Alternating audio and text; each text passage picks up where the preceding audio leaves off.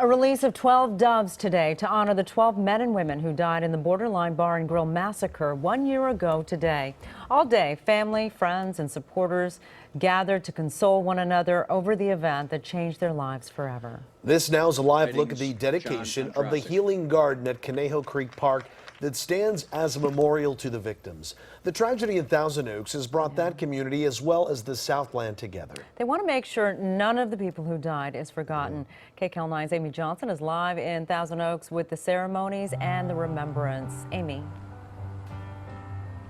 Sharon and Juan, this public ceremony started about 30 minutes ago, and right now performance is happening, the song Superman, and hundreds have gathered out here this afternoon, really as a time for this community to come together. The sheriff just spoke and said they're coming together as a family to provide support and love for each other because this is something that has impacted the entire community. We spoke with some of the family members and survivors a little earlier. It's been a year of ups and downs. Jason Kaufman lost his son Cody 1 year ago in the mass shooting at Borderline Bar and Grill. I am wearing the hat that he was wearing when he died that night.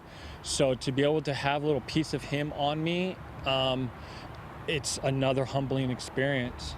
Kaufman and the other 11 families who lost a family member were invited to a private ceremony to dedicate the Healing Garden. And I'm just really happy and thankful that there's a place that I can come to now and love on my son by myself. This park is for you, and we want you to find healing.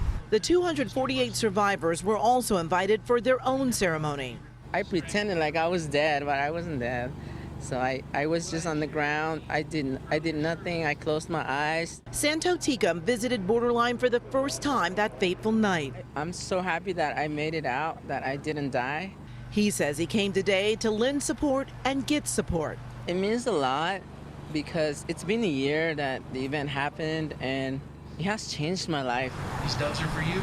I think this was good. It's like one more thing that we've gotten through together, one more thing that we've learned from. Michael Morissette lost his daughter Christina. She was a hostess at Borderline. He says he's grateful for the ceremony and the Healing Garden that he can now visit.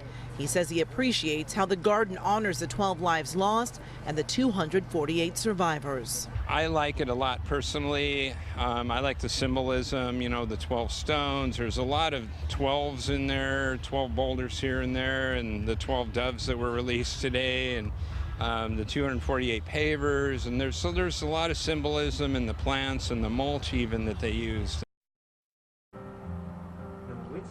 And back here live, we are listening to the performance of Superman by John Ondrasik, performing in front of the hundreds that have gathered here today for this special dedication of the Healing Garden. And one of the fathers that I spoke with also said that he was glad that the Healing Garden is in the center of a very big park here in Thousand Oaks, that it's not hidden, but it is in the center, so everyone can come and enjoy this special place. Reporting live in Thousand Oaks, Amy Johnson, KCAL 9 News. Yeah.